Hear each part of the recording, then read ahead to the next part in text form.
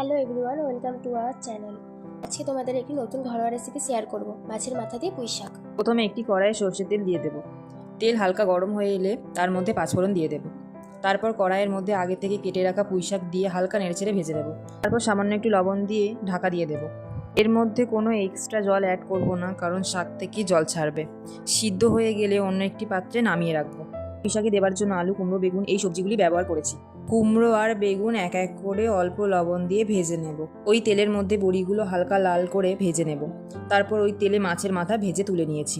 ওই একই কড়াইয়ের মধ্যে অল্প তেল দিয়ে ফোড়নে শুকনো লঙ্কা দেব। তারপর কেটে রাখা পেঁয়াজ আর আলুগুলো দিয়ে তার মধ্যে অল্প লবণ দিয়ে ভেজে নেব।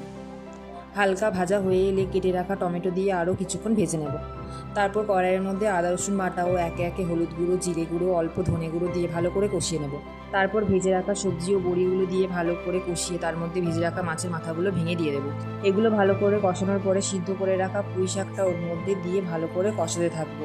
আপনারা চাইলে এর মধ্যে অল্প জল ব্যবহার করতে পারেন কষানোর জন্য, আমরা করিনি। ওপর থেকে অল্প চিনি ও মিট মশলা ছড়িয়ে ভালো করে মিশিয়ে নেবেন। ব্যাস, তাহলেই রেডি হয়ে গেল মাছের মাথা দিয়ে পুঁই শাক।